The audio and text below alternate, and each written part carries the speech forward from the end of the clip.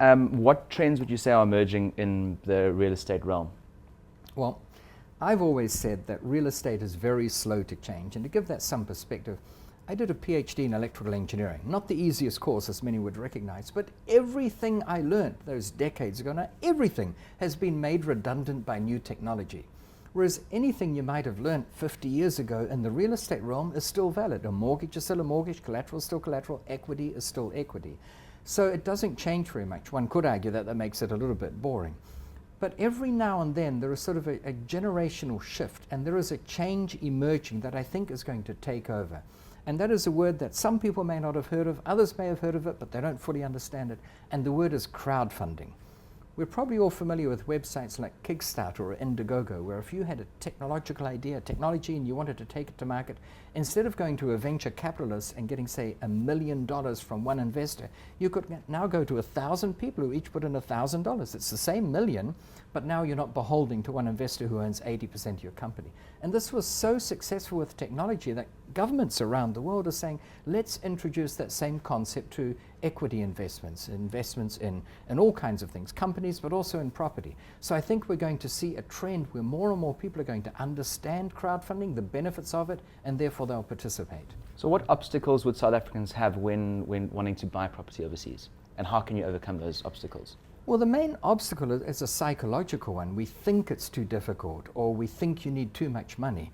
The obstacle used to be that you needed a sizable chunk of change in order to make an investment. But again, with crowdfunding, that is changing. I mean, one of the things Wealth Migrate is trying to do is bring it to the masses so that everyone can participate. So just like any equity fund or any thing on the JSE that you could invest in, now you can actually invest in something global that's... Exactly, exactly. Because it used to be that in order to participate in a big deal, you had to be what's known as an accredited investor. Huge income, huge net worth.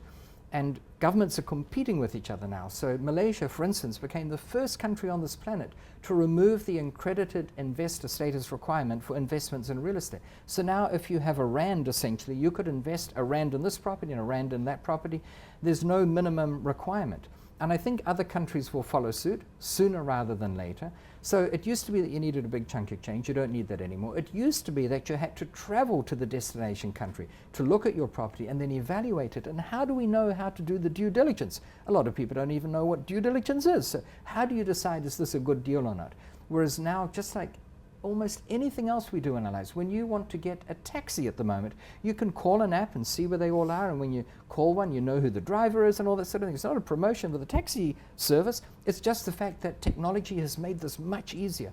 Well, now the same technology or similar technology is being applied to property, and it's becoming far easier to evaluate properties all over the world without the requirement of needing maybe R1 million to put into a single deal. Okay, so transport, we use Uber. What would you use for property then, for someone sitting in South Africa? Well, you'd use a crowdfunding platform. And Wealth Migrate is proudly South African. That's where its origins are. So I'd say check that out to start off with, because that's a good starting point to see what's involved, to get your feet wet. And then the interesting thing about Wealth Migrate, because it's based in South Africa, we are far more global in our outlook than perhaps some of the other crowdfunding companies. Most of the crowdfunders out there are specific to one country. So they source their investors in that one country and they place their investments there.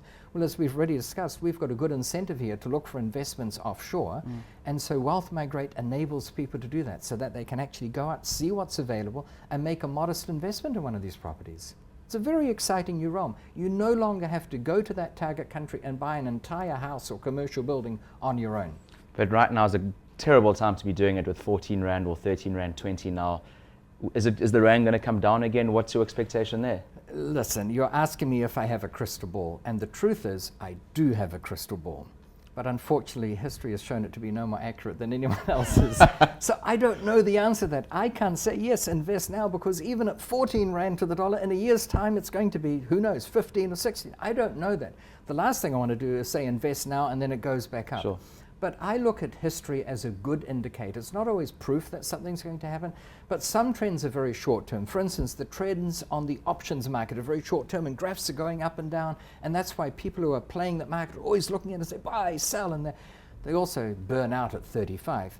Whereas real estate investors tend to take a much longer view. And the same with currencies. And the trend, not for months, but for years now, you could say for decades, has been that the rand has incrementally been going down. Not linearly and monotonically, as the mathematicians would say. It's got a few ups and downs, but the general trend is down. And I see no evidence yet that that's going to continue. In fact, I've just heard a few economists speak in the last week, and they're saying that the evidence is that the trend is likely to continue.